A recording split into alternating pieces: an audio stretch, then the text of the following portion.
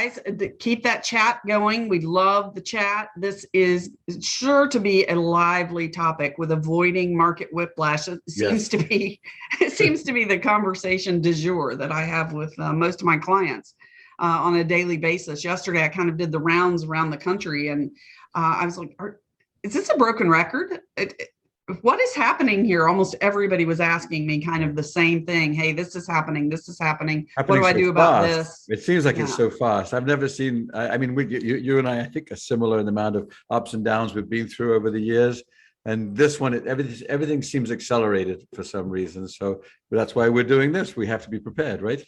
Nothing is normal. COVID really, messed up everything. What we think is the spring selling season is not the spring selling season. So everything is just a little off kilter, but that's okay, because Roland and I have your roadmap here. We have your back. And we're gonna remind you of some things that you may have forgotten. For those of you who may not know one or the other of us, I'm Kimberly Mackey, and my company is New Home Solutions Consulting. You can find me at newhomesolutions.com. And it is plural. 2 S's in the middle, I always say. I couldn't afford a second S. I'm sorry. I only have one S. So people are very confused by what it is that I do. And they often think, Roland, that, I'm more of a sales trainer like you or others. And I do those things, so I understand the confusion, but I'm more of an immersion consultant and a management consultant. So I get in there with the nitty gritty. I roll my sleeves up. And so while you're busy telling them what they need to do, then I'm kind of on the other end, holding their hand and helping them to do it. No, it's great. As you know, we work with quite a few clients now that we're working together. And I'm sort of front end sales and a bit of marketing, not really, but the sales training side of things. And then you're in the back room there with your traction and getting people to actually implement processes and systems. So we really work very nicely together. There's a nice fit there of what we provide. So I know your clients love you. I've had great feedback from the clients who work with you. So you're doing a great job. Yeah, I love that we're sharing clients. We've shared clients for years, but not always at the same time. I mean, usually not at the same time. Yeah. So I love that we're sharing so many clients right now. So that's a lot of fun. And part of that came as a result of the head-to-head that we did last year. Oh, is that right? Yeah. Some synergies. Yeah. So that was good. Right. But I like to say that I'm the person that makes sure that sales is the engine that's driving the train rather than running it off the tracks. So too many sales is a bad thing, as we saw. Not enough sales is a bad thing. So let's find that sweet spot and make sure that you're staying on track, on focus, with a predictable and profitable sales pace. Well, Roland's intro here, he's got so much going on right now, it's hard to fit it all in. So Roland, take it away. Oh, well, thank you for that. So I was just thinking, if we only looked as good as those pictures, that would be a perfect thing. But my website is newhomesalesplus.com. Email Roland at newhomesalesplus.com. The thing that I think marks Kimberly and myself as authentic is that we've done this. We've walked the walk. So I've been in the new home sales business now. I don't really even want to admit it, but it's over 30 years, just under 40. I know it's impossible. You look good. You started. Thank you. Yeah, I'm leaning way back. But I started, my math maybe isn't good, but my first new home sales job was 1987. So we've seen these ups and downs, and we both believe in sales processes and systems, not to make us robotic in any way, but a system that you can follow, that you can replicate, will earn those extra sales. So I just recently finished my first book out there, The Mastery of Selling for New Homes. And guess what? Listen, everybody, listen carefully. The first 3 people that email Roland at newhomesalesplus.com and write H2H head-to-head will get a free book. The first 3 people. So after the races, go do that.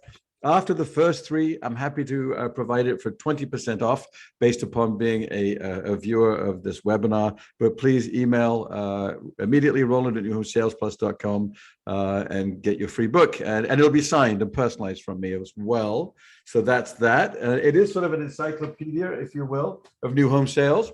I know that Kimberly has hers.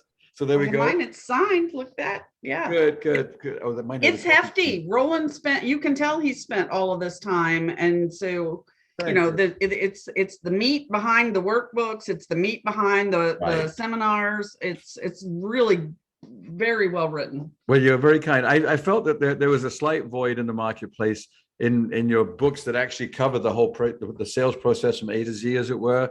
There's lots of great books out there on new home sales, don't get me wrong, but they're pretty finite. They're pretty sort of into formulas and things that are good to know about, but there's nothing. If you're a brand new salesperson or somebody that wants to have a retooling or a refresh with the market change, here's an opportunity to go get a book where you go, okay, good, I can read this slowly and absorb it and really replicate it, implement it, and be successful. So we're getting great feedback on that. So yeah. All right. And you're definitely getting it out there. And then you and I are going to be live and in person coming up here. Second annual, let the record state we're doing this again.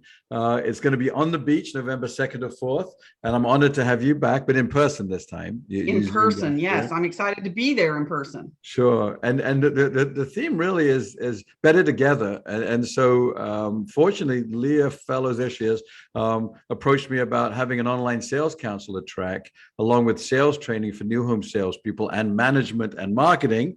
And I thought, well, that's the most logical thing I've ever heard, because why should online sales counselors get trained separately from salespeople? We're in this together, and there's that transition. So Quint Lears, the famous America's most popular trainer, I would think, a new home sales trainer, is going to be there with myself during the new home sales training. And then Leah and her team with Heidi and Alexis will be working with online sales counselors. And then we have you coming in to talk to the managers along with Kevin Oakley and David Hagan and let's see, Tom and Corey and Paul with the other management topics. So we've got 12 of us there. So where else can you, for 3 days, 12 amazing speakers on the beach. And best of all, if you sign up through your link right here, then you get an incentive right there, $50. So that's that. So awesome. Well, I look forward to seeing everybody there. It was very thoughtful of you to do it in Clearwater Beach. Thank you. Yeah, I don't even have to get on an airplane to get there. I love that. That was my overriding thought. The whole time, Abby and I said, let's make sure that Kimberly doesn't have to travel far. But make it convenient for Kimberly, as everything should be all about me, of course. No, but sunset on Clearwater Beach, guys, if you haven't seen Clearwater, it's just phenomenal. That alone that's the icing on the cake. So it's breathtaking. And look, my whole philosophy of everything of life really is to have fun as well. I mean, I know it's very privileged to say that. We're in the best industry in the world. I far as I can tell, I've done it my whole life, but I also want to make training fun where you enjoy it. So you're literally toes in the sand. You're right on the beach at your lunch breaks. We're going to do team building and have fun and build sandcastles and just do some amazing things, as well as all the amazing training. So we're looking forward to it. So, and then let's dive right in. Let's get started, shall we?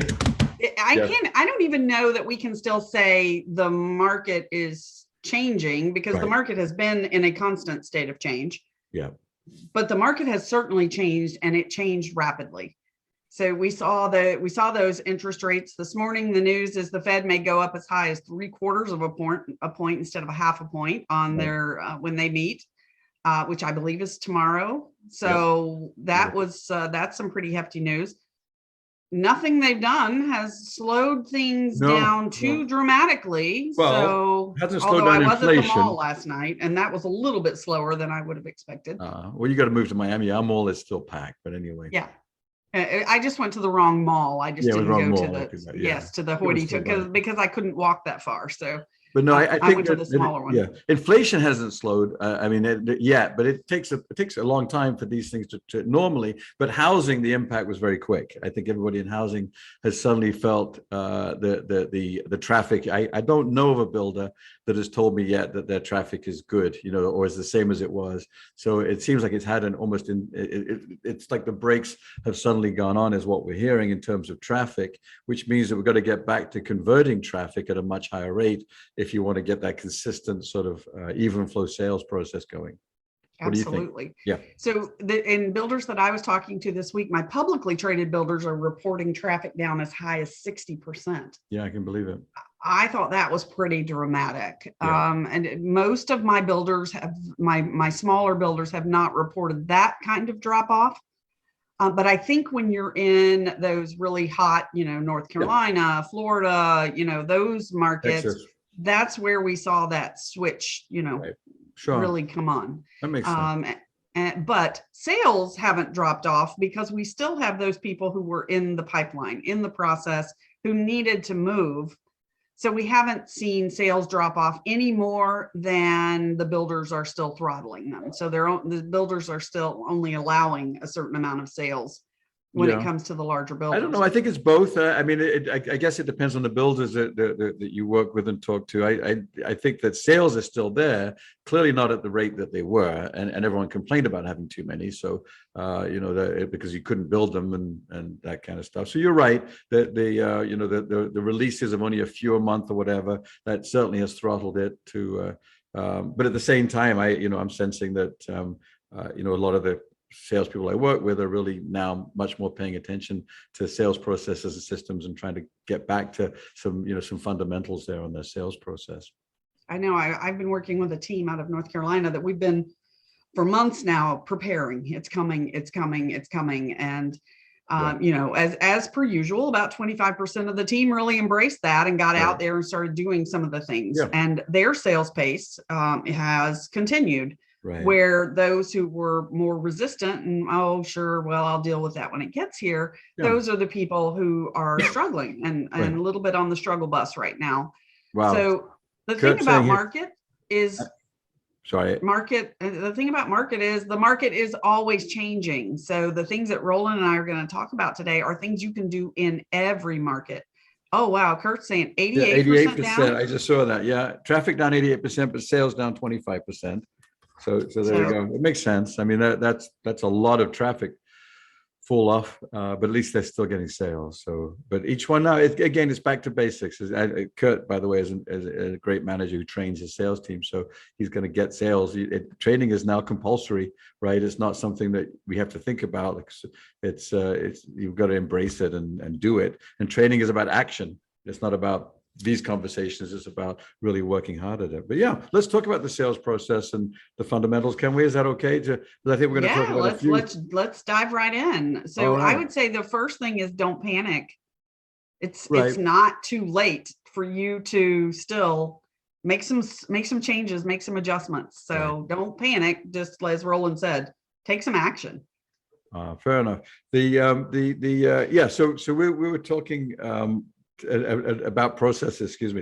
So I shouldn't read those things as I would say, but hi Nathaniel, nice to hear from everybody. So what my observation is that in our process that we have to get back to a sound process. So I've recently watched a bunch of video shops of salespeople, bless their hearts. I should say that. And what I'm noticing is there's been so much confusion over the market shifting, that the sales presentation becomes very sort of convoluted, and it's a bunch of what people don't do. It's sort of, we don't do this, we don't have any homes right now, we don't do this, we don't personalize, we don't customize, and it just sounds very, very negative. So for those that are taking notes or want to get, I'm the stuff guy, I want to give you stuff you can use. Let's focus on what you do, not what you don't. Does that make sense? In other words, what do you do? There's a presentation that merely says, I don't do this and don't do that. That's just going to turn people off.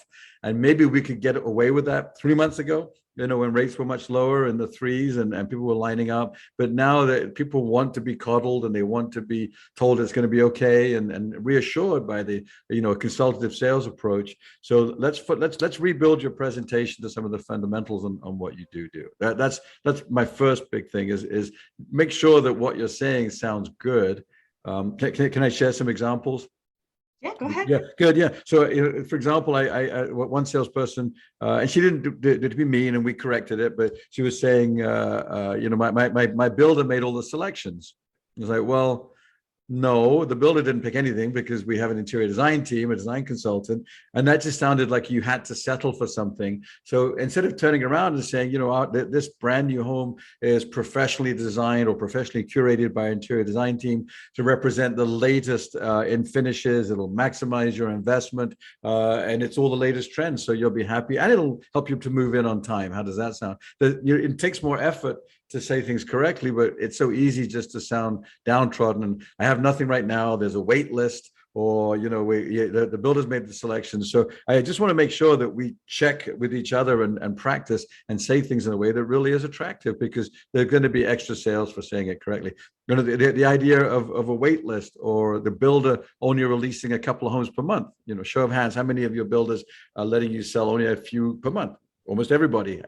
Pretending to see hands go up there. But that seems to be what they can is. do hands. They can. There we go. Okay, icon things. There we go. There we see some hands going up. Okay, good. Thank you. If you're allowed to sell some homes, but it's a limited release or whatever, the force it's on just slowly. Well, why is the builder doing that? What's the why behind that? So it's to protect the quality of the homes, right? Most builders could write as many contracts or agreements as they possibly could, but that wouldn't be good, because then the quality, you don't have the labor pool, and you don't know what the prices would be. It'd be chaos. So instead of that, the smart builders, or a lot of the smart builders we work with, are releasing a certain number of homes a month. But explain the benefit to the buyer is all I'm trying to say, is that we're doing that to protect the quality of your home. I'm sure you'd like to own a brand new home. Is that correct? Good. And I'll put you on the list. I'll stay in touch until we have something available. Would that be okay? As opposed to, I don't know what's going on, we don't have anything to sell, there's a wait list, maybe we'll call you, maybe, that's depressing and not what the buyer is going to respond well to. So that's my point. I would even jump back even a step before that. So, and the thing that I saw during when we were throttling our sales, we had limited releases, we had more people coming through the door than we could possibly help, right, is we forgot to focus on the customer. Yes. Yes, forgot completely to ask them questions and build those relationships.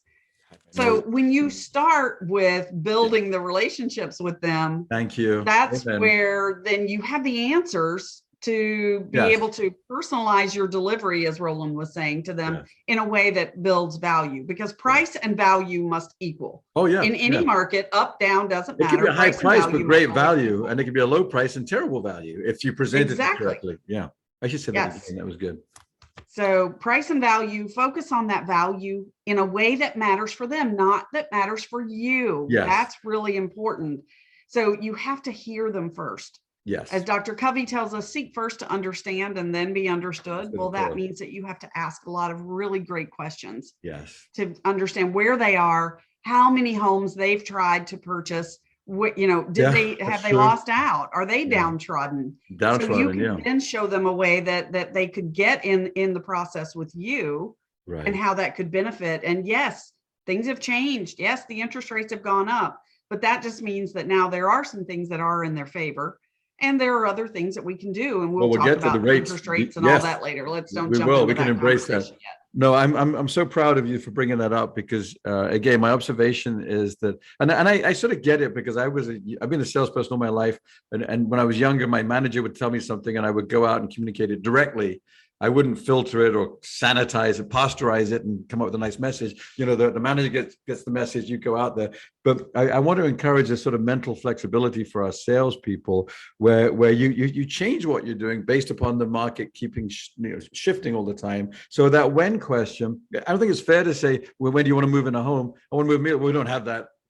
Next, you answered it wrong. As opposed to, look, we're releasing 2 homes per month. Our first availability is probably going to be September, October. How does that sound? How would that work for you? And then if that doesn't fit perfectly, be flexible. Say, well, let's talk about what could work and how we can work with you. On the price range, prices are constantly changing, so you can't qualify to an exact number. Our homes are are 350 to 380. No, but it should be up to a number. We're right now we're building from the 350s to the mid 4s. What did you have in mind? Up to a certain number. Is there flexibility? You've got to change those questions to embrace where the market is. It just can't be so sort of absolute that it has to be 2 months from now. It has to be a certain number, because you're not going to make a sale to that client when you don't have something exactly available. I mean, let's face it, I've been involved in condominium sales where you pre-sale 2 years out, even 3 years out sometimes, but buyers accept that because they understand that's what the market is if you want a brand new luxury condominium or an apartment. So again, I want to make sure, I agree with you entirely, Kimberly. Let's get back to the fundamentals of discovery, make sure they're open-ended questions, but make sure that you're embracing the shift in the market so that you allow your buyers to be flexible with you and extend the time frame to get what they really want, as opposed to compromising and settling for a used house where they're getting into a bidding pool with a as is. You can still get a brand new home, with your finishes, with luxury, Absolutely. professionally created finishes, in a time frame that's reasonable, and we'll guide you through it and hold your hand. And there's a warranty and customer care. You're still getting all the benefits of a brand new home that people need to be reminded of. We just, as salespeople, need to get better at discovery and presentation. We also need to remember ourselves in this. I think that was something else that we lost, is that each salesperson was kind of saying the same thing all the way through, and it seemed very robotic. Right, because, very robotic. so, I only have 2 to sell, blah, blah, and Right. it was because we felt robotic. We felt like, I heard salespeople complain that they felt they had been taken out of the process. Right. So good news, Oh, you get to reinsert yourself back into the process. yes. Which means that you understand who you are and what your unique selling propositions are, Yeah. and Yeah. not just your builders. I mean, certainly we need to know what our builders' unique selling propositions are, but to know who you are and Right. and how you're going to impact and affect the sales process all the way through. So Which you you get do. to shine a little bit here. Yeah, shine on. I agree with that, because you are the absolute difference maker. If I'm driving around the countryside of Tampa, where you are, or wherever you're tuning in from, and I meet a salesperson that tells you what I can't have and what you don't do, I'm just going to say thanks, but no thanks. I'm depressed by that approach, as opposed to a shiny, bright person that says, "Isn't it great? We're sold out temporarily. My builders, we've got a couple of homes every month that we're releasing, and they're professionally designed and curated. And I'll be happy to share that with you and keep you in the loop, and make sure that at some point that we help you acquire a home in our brand new neighborhood." And well, I'm going to work with you. I'll be loyal to that person all day long that has the right attitude. And is prepared to help or work or at least direct me. The last thing on the sales process that I want to make sure, I think that there's confusion. Well, Roland, Kimberly, I can't close on anything. No, you can. Even if you don't Sure, you have, can. you close on the next step. Right? You're closing on what we're going to do next. So, I mean, it's much easier, of course, if you can narrow down to one of a kind. You probably should still attempt to do that, to narrow down to a floor plan, but maybe you can't narrow down to a home site because you don't have them released just yet. So then it's in this area, we're going to be releasing home sites. But the next step would be that I would call you to invite you back, and if you can get in here quickly, or or however we would do that. But at least please close on the next step, and don't think that closing has gone away. Kimberly and I preach involvement and close as you go anyway, so there's lots of involvement constantly. But I mean, I think I've seen presentations saying, "Well, all right, well, call me if you're interested." And if you ever say that, please take a wet noodle, slap yourself as hard as you can with that piece of spaghetti, because that is not how you end a presentation ever. You should be controlling what the next steps are. And which means that you have to stop and think through, what are the steps in my process? Have you mapped those out? Probably so not, that you right. know what the next step is in that process, wherever it is, because maybe you get through the first 3 steps in the first visit with them. So now what's step 4? But maybe you only get through steps 1 and 2 with them because they have limited time today. Right. So then invite them back, go ahead and schedule that. Right. When you let people leave without scheduling that appointment, well, maybe you missed this information, or you're going to do some research for them, or you don't have anything, whatever it is. Now you have to call them back. They have to check with their significant other, and that can take a couple of days of getting everything back and forth. The next thing you know, you've lost another 2 weeks in the process. So if I hear you correctly, what you're saying is the best time to make an appointment is while the client is still in front of you. You hear me loud and clear, loud and clear. Yes, and you so, do. But if you don't tell them what the benefit of that is going to be, so it's the benefit of the action. I'm going to stay in touch with you. That's okay. And as soon as we have our next release, or I know what they're going to be, I'd love to invite you back out. Would that be okay? We're going to guide you through this. I think I think the word is profligate. It's a big word, but I think we've been very wasteful of leads up until now, because we've had so many of them as salespeople that there's always somebody else coming in the door. OSCs are bringing leads, so we haven't really had to nurture properly. I think the ability to nurture leads, not to be mean-spirited, but I think it's been lost a little bit, because I'll talk to a lot of the sales teams who I really like. We relate well, because I've always been selling my whole life, selling homes. But I say, who do you have in your database? They go, well, not many. Say, well, no, because you're only counting the ready, willing, and ables in your You're database, only counting the A's. Yeah. You're only counting 8 people. But what about normal folks that need 3 months, 6 months, a year to look around before they're making a decision? So using that CRM properly. Using properly and probably. Yes, Thank let's you. go Yeah, with both of those words. They both work. I can't believe that you don't have hundreds, if not thousands of people in your CRM that you can go to every day and you can dial for dollars or follow up with whatever you want to do. But I get it because we're so used to sort of taking the cream off the top. Everybody that has an OSC that we work with, OSCs are amazing. They're lining up these sweet deals. It's about what 1 in 2 or 1 in 3 of them get closed. Great that this happened, but sales skills have atrophied because you're just so used to that. What about the walk-in? What about prospecting, which we'll get into in a few seconds here? And under prospecting, maybe follow-up is, part of that umbrella is, what is your habit every day to go into your database and call people back or email or text or whatever, however you want to creatively do that. We need to get back to that. Action cures anxiety. So sitting around complaining about the market shifted and traffic is down 88%, not that my friend was complaining, but it is down. Something you can do about that. You can get back to the correct habits, which is follow-up and prospecting and all those fun things that we used to do 3 years ago. I'm going to circle back and follow up in unique ways. Follow up in ways that people will notice. Yes. Number one, if you are not using video in your follow-up, then you are leaving sales on the table. Get over not being on video. Okay. That's a good tip, by the way. I'm not having a great hair day today. I'm like, I've been sitting here, I want to putz with my hair, nice.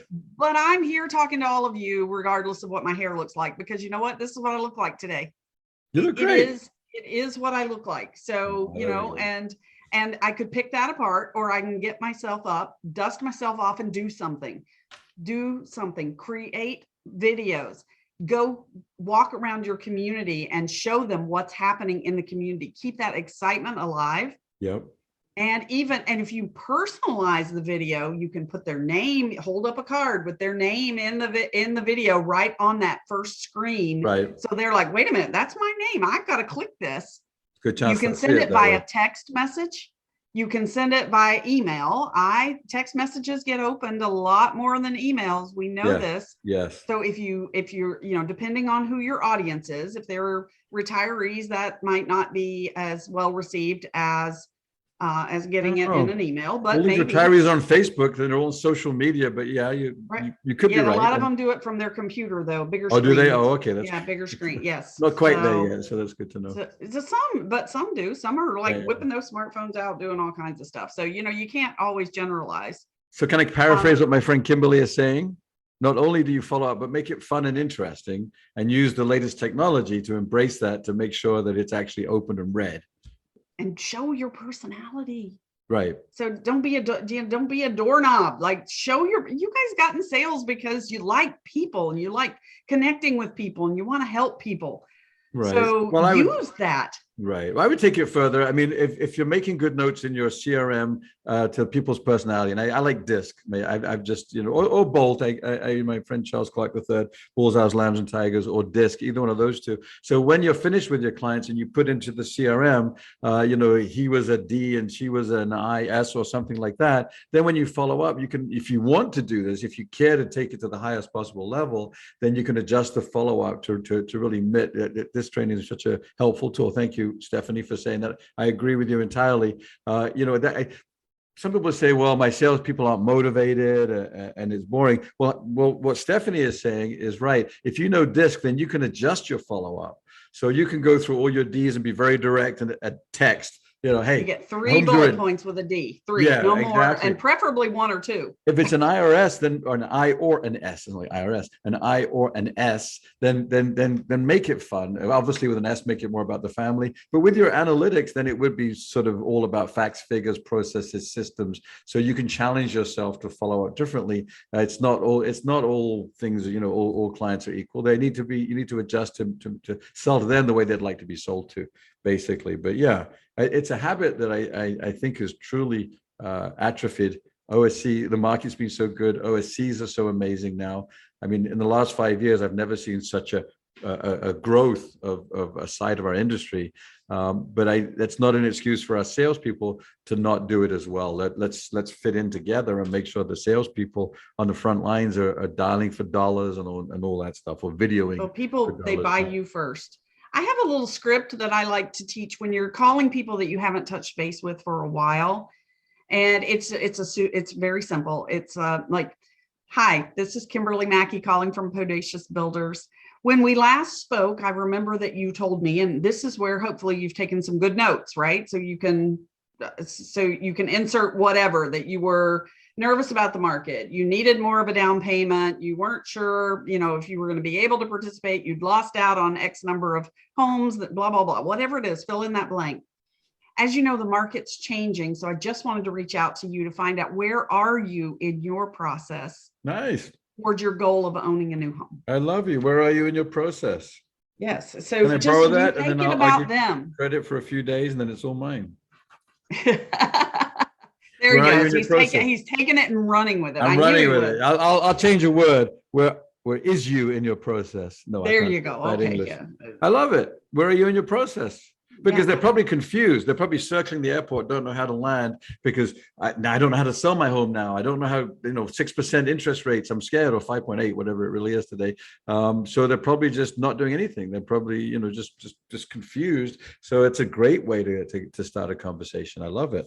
Where are you in your process? And find out, so somebody just asked us questions about escalation clauses, or, whatever their issue is. So that's your opportunity to really shine with that. Well, can I jump in about that, if that's okay? Yeah, absolutely. I don't know, but I believe I coined the phrase. I don't just take credit for things, but last year. Yes, you do. You're taking credit. It's getting so big now. Have I told you about my book, by the way? No. Anyway, last year, when price escalation started to happen, which was really unheard of, it's for a long, long time. Anyway, instead of an escalation, which is scary, I decided to call it a price cap guarantee, because it is a price cap guarantee. For most builders, it's 3 or 5 or 7%, whatever it is. And so in dealing with objections, the fear of the unknown is one fear. Fear of something being chronic and going on forever is unknown. So look, early COVID, we don't know what it is, we're going to die, and how long is it going to last. Thank goodness we seem to go through it. Thank goodness.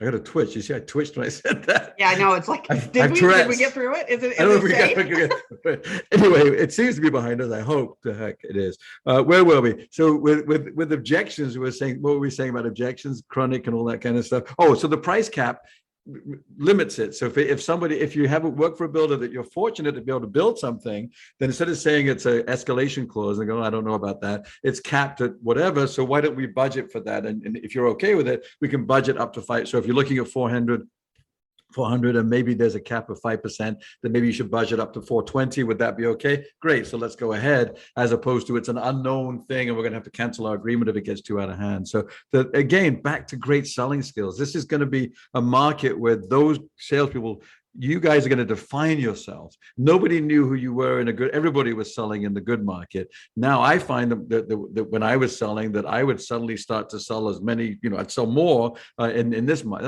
I don't want to be hyperbolic. I would continue to sell in a market like this where others stop selling. That's the best, honest way to say it. And those of you out there that have a sales process where you can take the time to say things and work harder at it, say things properly. Quint Lears and I were chatting, and I love his phrases. Roland, it's what did he say? It's not, it's your stuff isn't, it's simple, but it's not easy. It's simple. So saying it more nicely is simple, but it's not easy. It takes a bit more effort to dig down deep, but it's going to define you. So that's all. A price cap or professionally curated designer show home, as opposed to the builder made the selections. It just takes a bit more effort to say things nicely, but the sales will be there because clients will buy you, right? Is what you're saying. They're going to be connected to you. And then when you follow up via video for those high I's and S's, they're going to love that. Well, and remember, people are bad at math. So getting back to the escalation. So 10% sounds like this just insurmountable amount. Is sort of high, but yeah. Yeah. And it is high, but let's so it could be. And how often have you actually done an escalation clause? Right. Most of the builders that I work with have never actually utilized it. Because they changed their sales process and they started not selling homes until we got them further into production. I've had quite a few builders that had to implement it. And what we want, in the coaching that we did, we presented to the buyer, if you walked in today, this is what the price would be. So even with our price cap guarantee, it's going to be here. It's still, you still did the right thing. It's still less than it would be if you walked, if we're even building today, this is what the price would be. So as long as that's an honest conversation that you can have, we just wanted to make the client feel like they weren't a loser by going ahead, or make really more puzzling, they make them feel like a winner, that you did make the right decision. Even with the 5% price cap implemented, you're still less than today's pricing. And when buyers heard, they go, okay, I'm not happy, but I'm going to proceed with my brand new dream home that, we can't wait to get, everything that we've been dreaming about. So it made it sound sort of less bad, I guess, more palatable. Well, so, yeah. There's just a lack of understanding, because we've tried to keep our building process, which is out in the open and anybody can see us doing it, and it's done with many hands, but yet we try to keep it this mystery, and I don't know why. Really? We really need to demystify the building process and explain, this is this period of time for when we start your home from the dig, and then when we actually complete the home and hand over the keys, and all of these processes are going to take place. Right. In the meantime, the market is still doing what the market is doing, and we know we're all getting a little motion sick from this whole market thing. But you take the time to break it down. Most people, when you will break it down for them, they do understand, and it is about just having real conversations. Yeah, I think just chunking it down and making it simple for people and less scary. And again, that's where it goes to. Everything starts with people's attitude, right? On the frontline sales. If you can work on your attitude and make sure you're presenting a positive picture of what it's going to be, and that you'll be there to guide them, and you can still felt founds of others that felt the same way, but we're so grateful that they did invest, they did jump in, and we're going to make sure that you have that same experience. They go, okay, it's known as the popularity concept, that people have fear, but they see others jumping in. Well, what did you tell them to get them started on this journey? And we have to have that confidence in a very authentic way. But it does start with your questions and listening and finding out, sorry to point at you there, but what their why is. You can't start with, let me tell you, we're a great builder, everything's great. No, that's not true. Tell me, how did you hear about us? What are find out what the hot buttons are going to be, and what's driving this, or the dominant buying motives are. Really dig down deep and listen. Should we talk about ask your buyers when you ask them, if you have buyers who overcame their worry, let's use the escalation clause since we were just on that, then use that as part of your video testimonials. So get permission and get a video testimonial of how that buyer thought through their process in their brain and why it worked for them. Right. Because that could help a potential buyer down the road. Right. We have to be open to asking the questions and stop assigning good and bad to things. Right. News is just news. Empathy versus sympathy. So it is what it is, as people say, but truly still let's look at the guarantees and the benefits that you do get. You get a brand new home, professionally curated or designed with all the latest finishes that, that you see on HGTV. So you get all that stuff. There is a move-in date. It might be slightly longer than they had in mind. There might be a price cap, so up to a certain amount. And we'll talk financing in a minute. So if we can allay the fear of what the numbers really are, if it's still affordable, we can talk about that and make them feel comfortable with that. There's no reason to wave the white flag and give up. I know it's not what it was last month or the month before, but that's what change is, and you got to embrace it. You and I've been through. I counted four downturns. That's how old I am. It's like, wait a minute. I mean, that's 5. So I think this would be the 5th. Just stop that. We don't need another one anytime soon. The late 80s, the late 90s. 08 was the worst. I think the Great Recession. And here we are again with something that's slowing down, but we don't have to go through economics and macroeconomics. Yes, we've got inflation, but we've got such low unemployment and such high demand and a shortage of homes. So for homes, people are still going to want homes. We're just going to be better at selling them and more empathetic and have a better process. That's all. But it's not going to be what it was 3 months ago. So we need to let go of that and move forward. We do. The past is the past. So, but build those relationships with the people that you're dealing with today. Go back and mine for gold in that CRM. Go find those B's and those C's and follow up with them. Yes. Hopefully you took well enough notes that you've got something to start with. But if you don't, treat them almost like they're brand new. Yeah. Where are you in your process? Where they are in their process. I just had a good idea. What about this as a phrase? Where are you in your process? I just thought of that. It's amazing how that happens. I can't believe I just thought of that. I'm going to write it down. No, there we go. But absolutely. Look, the thing about Kimberly and myself as trainers is we only teach what we've done ourselves, right? So right. I was in one community for 10 years selling homes. We had 2,000 homes that we sold. I didn't sell all 2,000. But 3 days a week, I sat down for my follow-up. I'd come in. I wouldn't meet with the coffee clutch over there as much as I wanted to. I would have my CRM, believe it or not, was up and ready to go from the night before. I had my leads ready, and I would dial for dollars or email or do whatever I had to. And then I rewarded myself after an hour with a cup of coffee and a muffin, because I love my sweets. But I had that habit. I created a habit very early on. It's just natural for me to go in there, and I would go through my leads in an order that made the most sense. But I believe we're back to having to create those habits with follow-up. And then you were saying it's relationships. The other thing I did, it was always realtors. I was always out. I'd say always. The second Wednesday of the month was my realtor drop day. I'd go out and in my car and visit with realtors and drop off flyers.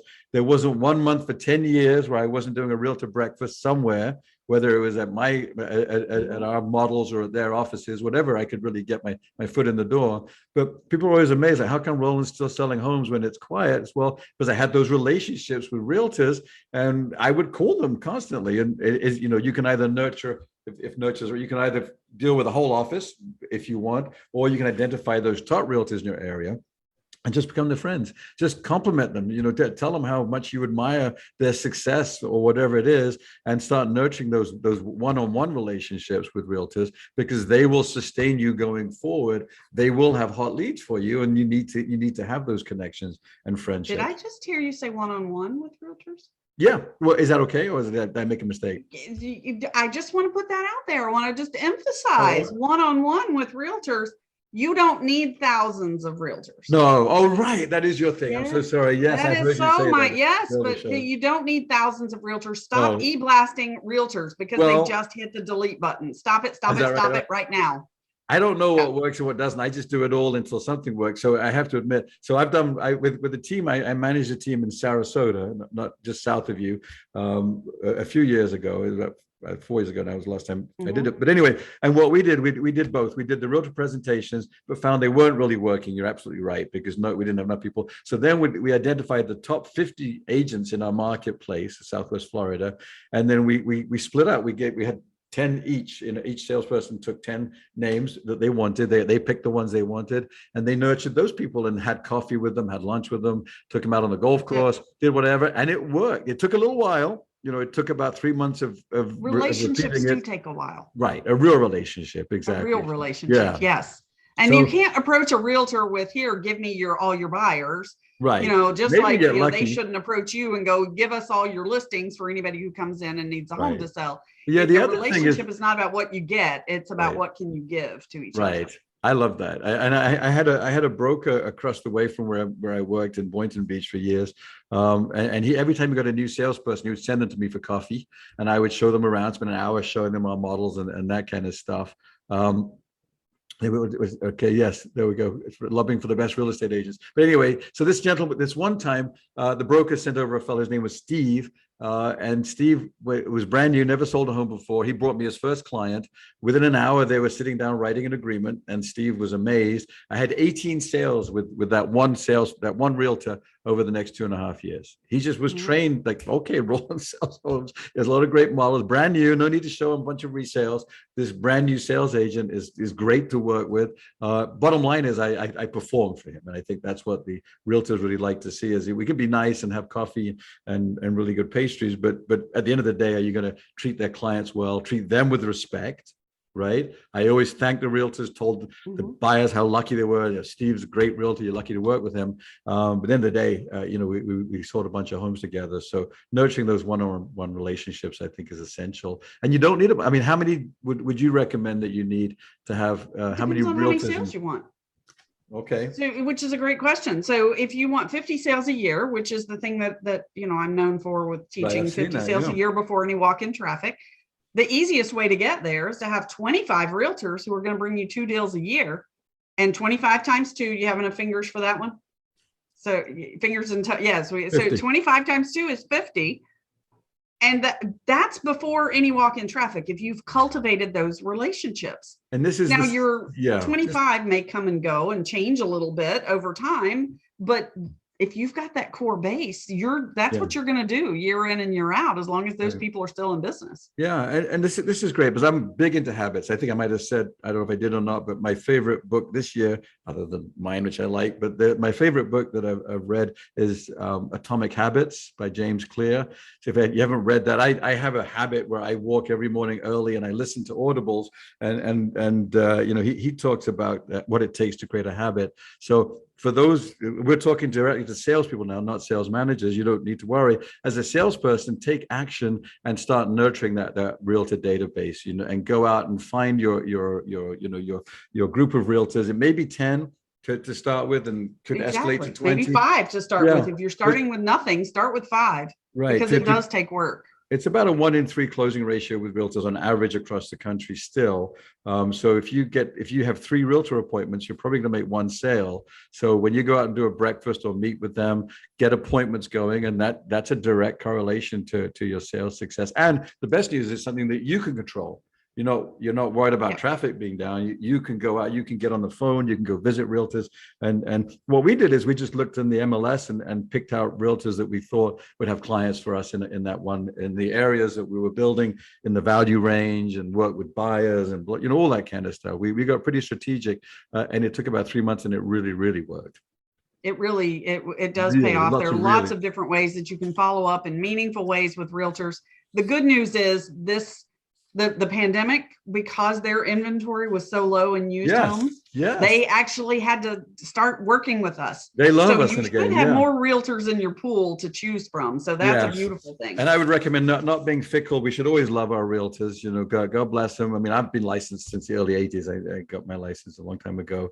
But yeah, those relationships are really key. Should we educate your realtors, because the educated realtor becomes a real asset. An uneducated realtor becomes a pain in the in the asset. So. I totally agree. And realtors love education. Just so you know, if you can, have a breakfast or whatever, but pull it in under the guise of education, you get a lot more people. Let me educate you, how the new home sale works, or how to build a new home. They absolutely love it. I have a realtor program just like you do. Yours is bigger and better, but I have one that you get credits. I mean, and it for realtors in Florida, and it's very popular. I'm always very impressed with how realtors do love training and education. They love that's a smart approach to get them to work with you. Do you have time to talk some numbers about the importance of numbers? Yes, let's talk numbers. Should I bring our slides back up? Do you mind doing that?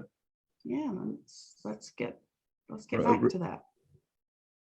Well, look at this. Oh, Kurt's got a realtor open house with 60 realtors this week. Good for you, man. Good. Way to go. All right. So really quickly, about 5 years ago, I created an app, a financing app. It's free to anybody listening to this webinar. Just email Roland at New Home Sales Plus, but free app.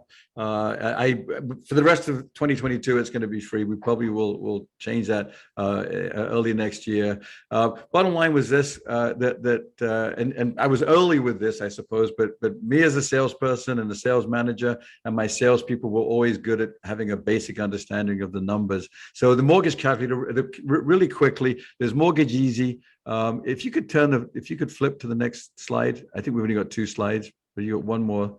I know it's animated. Look, no expense spared. Here we go. So here's Mortgage Easy, and so on your phone or on your computer, you download it. We'll send you a code for that. There we go. Thanks, Abby. Abby will send you the code. Mortgage Easy. You put in whatever the interest rate you want, so you know what that is. The amortization. You guesstimate taxes and insurance on the plus version. So I read an article in the Wall Street Journal saying that the mortgage calculators were the devil because they didn't show taxes and insurance. And I agree, that's not honest. So mine, get an idea from your lender what you would guesstimate taxes and insurance, and it stays that way whenever you use your app. It holds it in there. Bottom line is, it'll show you very quickly. So if I put this at 5.8%, and within a millisecond, it shows you what the monthly investment is. The main thing that I love about this is that you then forward it to your client from you. So if it's on your phone, you press the share button, it'll say Kimberly Mackey, new homes sales solutions, plural. There we go. And have your contact information on it. And it comes from you, and you can either text or email it, whatever your preference. But they now have that from you. Before, this is the objection I get. Well, I don't do mortgage. I don't do this. I don't do mortgage. I get it. A story I heard, but I don't want you sending. We don't want you sending to the mortgage company for something that we should be able to control. Last week, a salesperson told me that they sent a very good buyer, qualified buyer in the Baton Rouge area to their lender, and the lender told them that I'm going to guesstimate a rate of 8%. 8%. I mean, I've not heard 8%. And the buyer got scared and didn't want to buy a home. What if we controlled it and said, hey, what would you like me to help you understand? An approximate monthly investment. There's a big disclaimer along the bottom says this is for estimate purposes only. It may vary based upon credit, down payment. And it's got a whole legal disclaimer. So please don't worry about that. You're not qualifying people. You're guiding them in a very, very intelligent way to be able to go, okay, even though it's a lot higher, the interest rate, and I thought that monthly investment works, or it doesn't work, in which case we can put more down payment, or look at a lower price, or look at a lower interest rate, maybe on a 7-year adjustable, or what did you say yesterday? 3-2-1 on a 3-2-1 buy down. Haven't heard those in years. Yeah. So we got to dust off these old programs that we haven't had to use in a long time, because now they're relevant again. We've had, there we go. I haven't had 3-2-1 for about 10 years, but salespeople out there, it's up to you. You can struggle along and bump along and have a mediocre existence, or you can dominate your market by understanding basic numbers. The app is free. It's no joke. I get a lot of pleasure out of people. Thank you that use it and email me saying that, hey, I was in Nashville about a month ago with a team, and at least 10 of the salespeople said, I'm not afraid to do numbers. Yes. So that's the victory for us trainers. The only way you're going to get over your fear of numbers is to actually do the numbers. So right. Well, there we go. Well, this is easy. In advance. And Jenna's on the call. She's saying she used the apps too, app as well. Thank you. The other thing that I was never able to find this was if somebody comes in and they want a monthly investment of a certain number, how do you equate that to a purchase price? So I actually built a reverse mortgage calculator. So you'd say, well, how much, is your monthly investment goal? 2,500, I think I put in this. I can't really have to lean in, excuse me. Yeah, 2,500. And how much are you planning to invest initially? 25,000. Then you put in 5.8% and guesstimate tax insurance. So you're looking at about 332,000 for your purchase price. Now, I'm not saying that's good or bad, that's what you have to sell, but at least you can now guide people. And that literally takes us much time to put the purchase price in on the investment and the interest rate, and it tells you what it is. So now forwards or backwards, you have a forward normal conventional mortgage calculator. You email it from you or text it from you, which is what most people will probably do, or reverse mortgage calculator. Last but not least, I think it's probably what Jenna likes. I know I get a lot of good feedback on this. This is a technique called reduce to the ridiculous or reduce to the daily. So for example, let's say you had home site premiums or premium home sites, as my friend Ralph Williams likes to call them, premium home sites. Let's say the premium home site was 12,500. Oh no, 12,500. I can't possibly. Well, let me just show you what it is. At 5.8%, it's $2.44 a day. Could that, and then that is actually life size. That's actually the size of it. I have the phone on, I have the app here, but I made that one really big. Here we go. Because I want you to be able to turn the phone around and show people, look, that's all it is. And then you could equate it to what? That Dunkin' Donuts that you have and you cut the cup of coffee, probably $4. So if you could maybe slow down the coffee, you could get maybe that $6 today. Yeah, it depends on what you order. I'm sort of a black coffee guy, really. I keep it simple.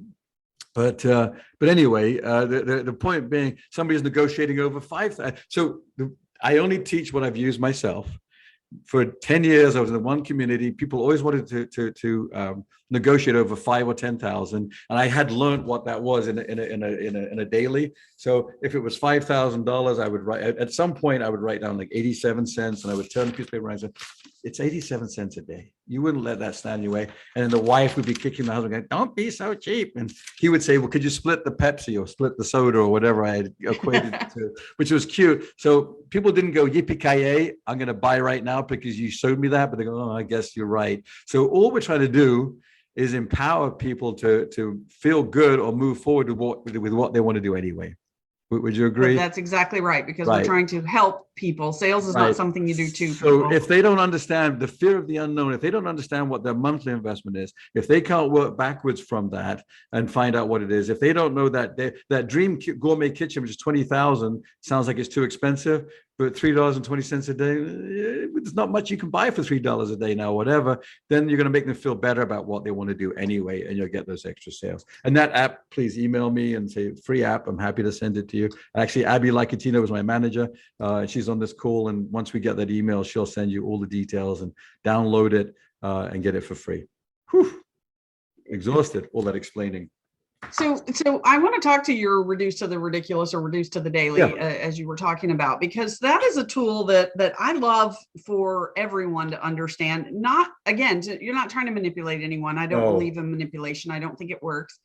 But if you do that, what you do is you take the buyer who's getting really myopic and really focused on this 10,000, we're this far apart, whatever it is, whether it's 5 or it's 10,000 or whatever it is, and you help to show them how that is, relate it to something that has absolutely nothing to do with anything. Right. We've often referred to this as the Starbucks close or the Dunkin' Donuts close, right? Yeah, exactly. Coffee. But what you're doing is, I'll even equate it to a monthly and say, you know what, I took my kids to the movies, and I used to say that it cost $75 for us to, family of 4, go to the movies, popcorn, sodas. Oh yeah. Oh, let me tell you, we went to see the Jurassic Park or Top Gun. No, well, because of the surgery, I wasn't able to go, so I wasn't able to do that. Summer. We got Elvis coming up. $120 at the movies the other night. So I was just like, it was just unbelievable. That's incredible. So, I mean, now you've got a lot, just relate it to something that has divide that by 30, there's that $4 a day. So that's, I think that's, if you give it, I even just do that. You could have you have a dream course. I could have watched HBO Max, it's included in my cable. Sorry, I won't talk over you. I'm sorry. Yes. Just do HBO Max. Exactly.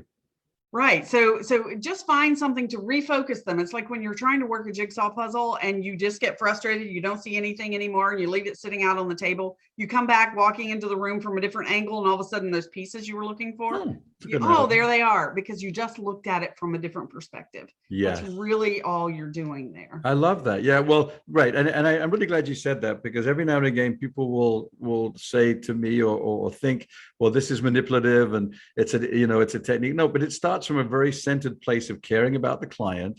The client got dressed up. They came into our office. Nobody made them. They fall in love with our homes and our home sites or the idea of building, but they're struggling with the concept of moving forward, because in their mind, they had a line in the sand they've drawn with a certain investment amount, and now we're crossing that. But what's going to motivate them to move forward is the fact that they're in love with that quartz countertop and their dream kitchen and that kind of stuff. So if they don't get that, they're probably not going to buy it all. So to help them justify it in a very pragmatic way is all we're saying, is that they love it. There's always a gap, right? That my third book is going to be on negotiation and bridging the gap. I'm not going to call it bridging the gap, but I'm just saying that's what it's about. There's always a gap. Otherwise, it would be so easy to sell homes. So is it $10,000, $20,000, $30,000, $50,000, $100,000? I sold $1 million. I worked for this builder as a sales director, and we built from $1.5 million to $10 million. So our gaps were sometimes $1 million gaps, but we had to bridge them, and we eventually did most times. So that's what we're talking about. That's where we earn our money as salespeople, is making people feel better about doing what they wanted to do anyway. And be able to justify it. And I've never, ever, I mean, I can look back on over 30 years. Once they move in, they're in love with it, and they're very grateful that you guided them. So don't feel bad about, well, I had to sort of show them a reduce of the daily to get them to buy. They're going to thank you. You'll be their favorite person for many years to come, because you helped them acquire what they were in love with. Because they were afraid, and that's what happens when you get afraid, is you get stuck. So let's summarize, because we are at the top of the hour. Actually, just past the top of the hour. I noticed that. I can't believe it. Yes, I know. Well, I can. Go back to the relationships. That's the key. Not only your relationship with the buyers, your relationship with your realtors, your relationship with your lenders. It is about the relationship, and the relationships will get us through. So Right. Well, spend this the might sound time. corny, but it's a relationship with yourself. And are you a day trader or is this your career? If you're a day trader, you're not going to succeed in this market. It's over. You know, it's Absolutely. done. The easy sales is very few of them. If this is your career, now is the perfect opportunity to get some training and implement the training and practice everything that Kimberly and I have been saying. And you will have a long, successful career, and you will distance yourself from those folks that are going to start dropping out of the market because it's going to get too tough. Yeah, allow me to mix a couple of metaphors here that I like. So when Okay. a rising market floats all boats, right? There we go. So we know that. Okay. But when the tide goes out, you get to see who was swimming naked. Woo! So that, Wow. so Blushing. that's now what we're we're looking at those butts, but with the two T's that Yeah, we're looking at interesting. now. So don't be that. You know, go back to these basics, go back to being real with people, and try to find that genuineness, try to find your love Yeah. for this again. I know it was tough these past few years, and you know, people are like, oh, it was tough because it was so easy to sell a home. Well, it kind of was, because we are people and we do love those relationships. So go back to your first love and build those relationships. Try to knock the rust off of these things, because they're skills that probably drew you to this career to begin with. Yeah, I would be grateful for the opportunity to have it slow down and really work on your skills, because hopefully you've got a big backlog of sales, a backlog, which is great. So you've got the income from that. You need to nurture that list, but now is the time to really practice. I mean, I do gratitude lists every day and work on my attitude. As a new home salesperson or sales manager, your attitude is everything. And you've got to get yourself in the right frame of mind and be appreciative. So when somebody walks in there, you're pleased to see them. If you've been following up, you've been practicing for hours on the phone or with your videos, and you're doing positive things, and all that energy attracts, all that good energy attracts other good energy is what I found. I might spend a day following up and get no direct ROI on it, and then somebody walks in, and because I'm already in a good mood, I'm in a different frame of mind, and I'm much more positive. I've been sitting there all day waiting for something to happen. So make it happen. Go shift the energy. Absolutely make it happen. This is as Dr. Seuss says, the waiting place is a useless place. So go make it happen. Dr. Seuss, and thank you all for joining us. Roland, thank you. You're I hope very everyone welcome. will take advantage of the books, and coming to the retreat. We'd love to see you all in person there. So thank you for making those generous offers, and go get them, guys. The market's changing, but you've got this. Thanks so much. And thanks for all the audience. Thanks so much for inviting me. I look forward to seeing you soon. All right. Bye-bye. Bye, everybody.